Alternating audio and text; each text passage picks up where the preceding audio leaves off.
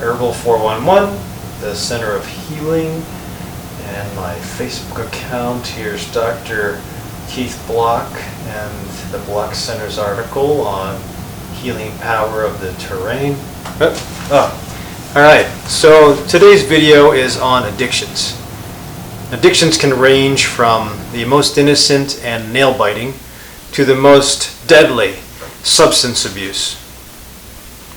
I was on a plane coming back from Florida, and I noticed that the person that was across the aisle in front of me kept on biting her nails, and she had nail polish on. The only thing I could think of was, man, I hope there's no carcinogens in that nail polish, because if there is lead in that nail polish, it's now in her system, because she's just biting the heck out of all of her fingers while talking to her little daughter, and I'm sure the daughter is going to pick up the same habit.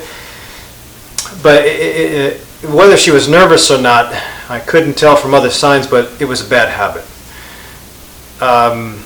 The reason we develop addictions, the reason we develop bad habits is usually multifactorial. It can be Freudian and based in our childhood development.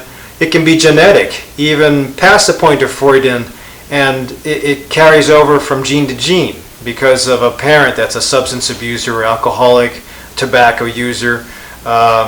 It could be passed on that way. So it can also be a learned activity or a learned behavior that comes on because of exposure to siblings or peer pressure or things that you learn from coworkers as you get older. So the bottom line is it's multifactorial. If you're watching this video and this pertains to you, then you kind of know. Hopefully you've already been to see counselors, but most important point is because it's multifactorial, because it could be from genetics, because it could be from when you were a kid and you're now 30 to 50 years of age, you really are probably stuck in your ways.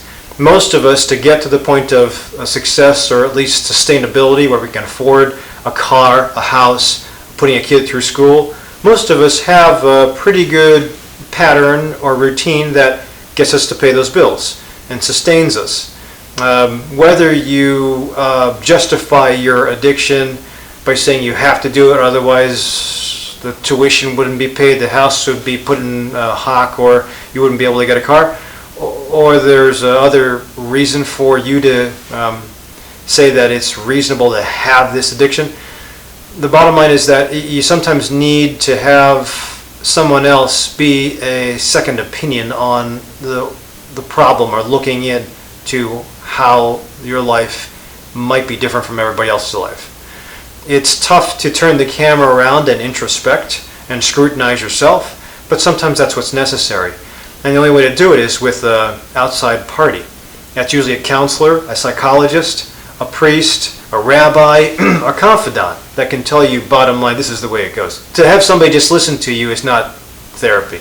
It might help in a little way, but it doesn't help get you to reverse, see the problem, work on a solution, and try to apply the solution so you can get to 90 years of age with as little medicines, as little surgeries as possible, and being happy and healthy.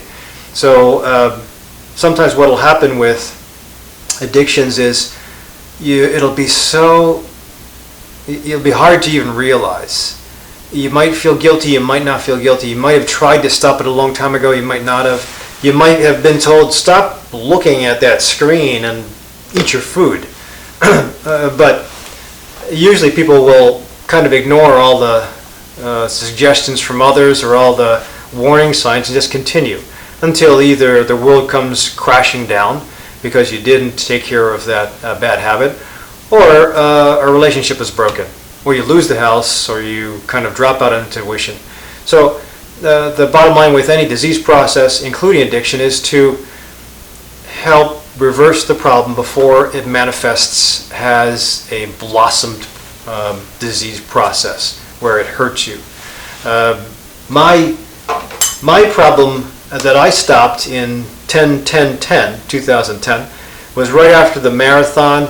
I had my last beer, and whether I had an addiction to it or not, I decided that I'm an athlete, I don't need alcohol, I'm getting older, and I don't like going to bars anymore, so I stopped it. And I tell you what, personally, when I stopped that habit, other things opened up. I started practicing yoga, I became a naturalist. I started leading hikes into our national parks, and I think I'm healthier now than I have been in the last 3 decades. All because I kind of took a chance and said, maybe I can just stop this thing. I did get some help, and sometimes it starts with that. Medicine is very powerful.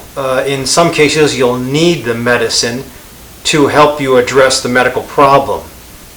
But once you get the medical problem addressed, sometimes it will be wise as you seek the therapy or do the treatment to eventually get off the medicine so you can self-sustain with proper treatment and practice of healthy living every day. The problem with addictions is they're so deep-seated, it's sometimes very tough.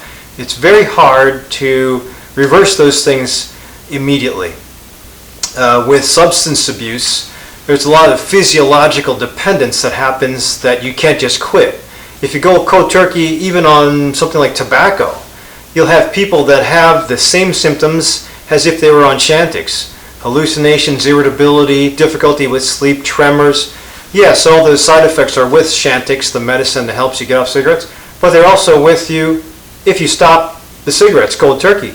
There are only a small percentage of the population can do that. Most people have tried and they've failed because the addictive power of that habit is so strong, and the addictive chemicals that you're smoking are so strong that you don't know about, but the tobacco industry decides to put in your cigarettes so you can't stop.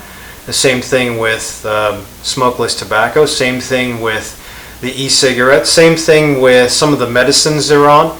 Even Xanax, which is a medicine for panic attack, I think that is behaviorally addictive and not physiologically addictive, where the body is dependent on it and you'll have withdrawal from it if you stop, but it's behaviorally addictive. So if you don't have it, sometimes the symptoms of the anxiety come back.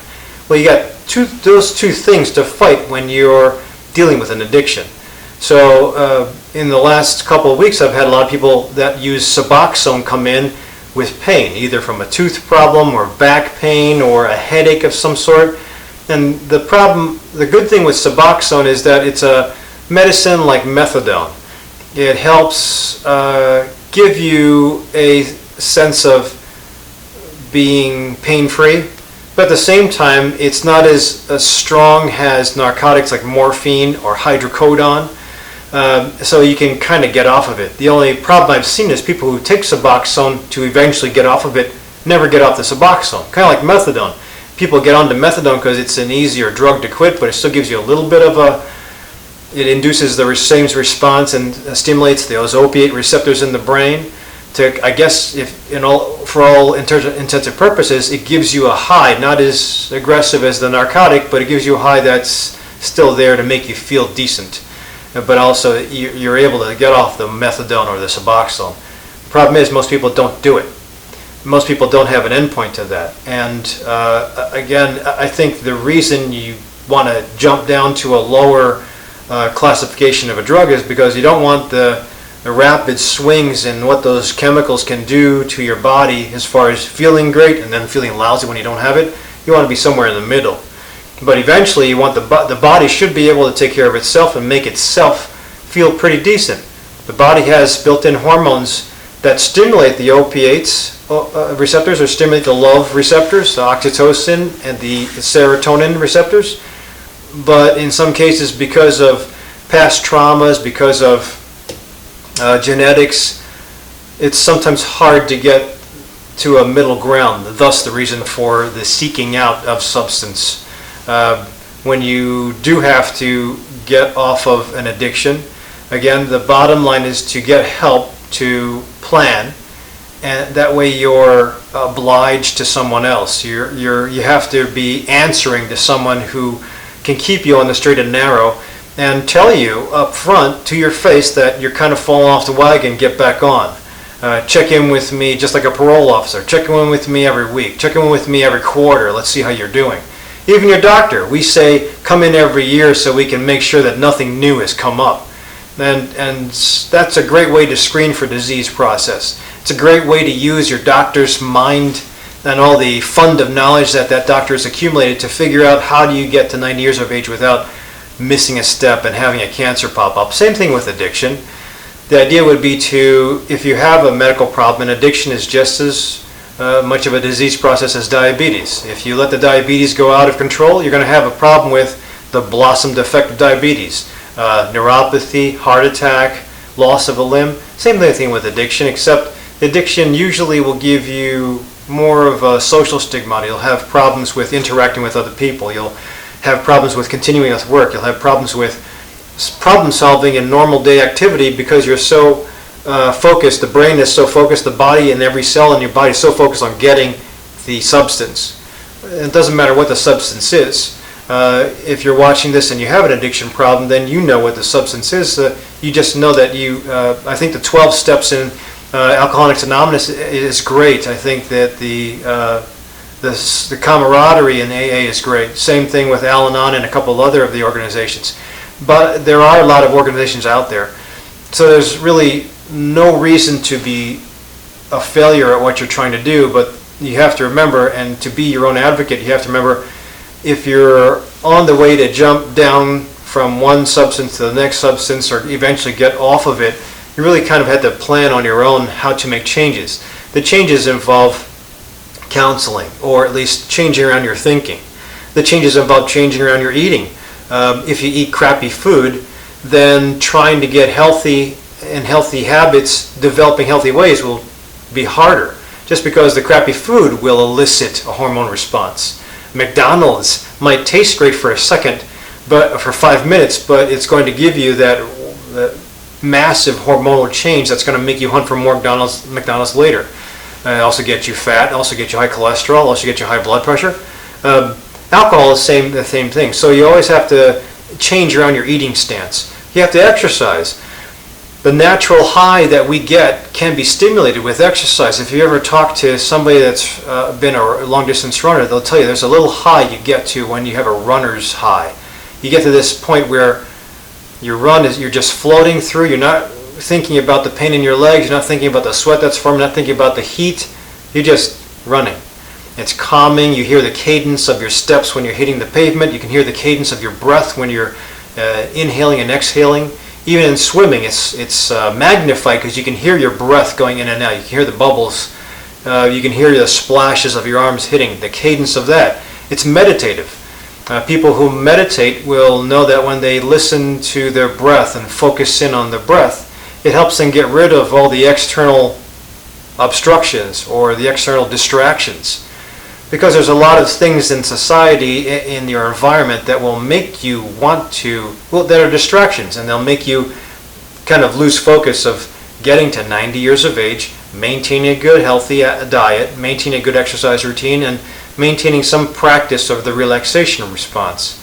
When you incorporate those three things, thinking, eating, and activity, I think that your body is more bulletproof to get to the point of either controlling the addiction, getting off the addiction and adapting some new addiction, hopefully a healthy addiction, or at least maintaining your current stance with your medicines so that you don't go back to previous activities or previous habits. Either way, it would always be not just the medicines that you take that from the doctor that you get visits with once a month, but it's also focusing on when and how can I get off these medicines onto a lower addictive substance, or even a natural substance. There's a lot of herbs, depending on your medical condition. There's a lot of supplements in nature that can be found that will help you kind of calm down the stress response, calm down that addictive hunting that you're going for, and help make the brain and the body and every cell in the body kind of more reactive, easier to deal with, healthier, so that they can fight the fight that you're trying to manifest to get to 90 years of age without many of the medicines that are out there. So there is a place for medicine, but there's also a place for being your own advocate and looking always forward to the next step. So challenge your doctors that you're seeing. Seek out therapy of some sort, whether you have insurance and you can go to a psychologist regularly. And if your psychologist tells you, or your counselor tells you that you're safe, you don't have to see me for another year, but you're still having the addictive process, you might want to get a different counselor. it should be touching base on a routine basis once a week or once a month at the least. Anything further than that, there's too many things that can happen in life that will get you to a bad habit really rapidly. So it's nice to check in with somebody. Having a sponsor is important if you can't have an advocate for you. And then again, trying to have a life coach kind of steer you in the right direction to develop good habits. Some of us, the only thing we know with eating is to eat vegetables. There's more to it than that. There's spices that you can work with. There's different flavors you can try. There's different continents of cooking that you can kind of experiment with that are all healthy. It's not just eating fruits and vegetables. It's eating fish or going with fish oils, krill. There's different things that you might want to check into with your doctor as far as deficiencies that make you hunt for certain things. Iron deficiency sometimes makes you crave the weirdest things. So look in and see that you get checkups regularly with your doctor. Ask doc, should I be looking at anything in particular? Am I missing iodine in my diet or iron? And then finally, having somebody to help come up with ideas about different forms of activity or experimenting, kind of challenging yourself. Every quarter, every year, you come up with a different activity. If you're kind of in a rut with yoga, then you might move over to Tai Chi or Qigong or take up hiking. There might be something that you want to try a little bit in your neighborhood or around your groups that might be worth a try, and you try it. If it doesn't resonate with you, then you put that away after a month and you try something different. If you have a medical illness or a bad knee or a problem with a bad back, then you can actually ask a physical therapist or request a physical therapist to assess you, design something for me, and take it to the next step. The bottom line is there's a lot of resources out there. You just have to know, don't just sit on your laurels and take the medicines every day and go in once a month to get refills. Kind of always go for the next goal. I kind of prod my patients to say that every decade there's a new hurdle that even if you're stable, there's a new hurdle that you have to address because there's a new stressor that comes up, and that's why I get my folks to kind of change things around or add spice to their lives, just to see that you put those hurdles or those stressors or those challenges down quickly. Don't wait for them to pop up, just like in addiction. You don't wait for yourself to find the side effects of the medicines or to be on medicines so long that you kind of got to the age of 60 and here you never got to do what you wanted to do because you were stuck on medicines. There's always other ways around it, and even considering acupuncture, other forms of Ayurveda, as far as healing systems that have worked around the world, if in case you get nowhere, you're hitting a dead end with the Western way to take care of addiction, there's other things to consider. There's a wide variety of other things. Just don't be satisfied with taking the medicines and being at the level of, I can do this, but I don't feel like it, and I can get my prescriptions, it's easier. It always is going to be easier. Taking the next step is harder, but in the end you'll win because it gets you to be healthier and more bulletproof to get to that 90 years of age.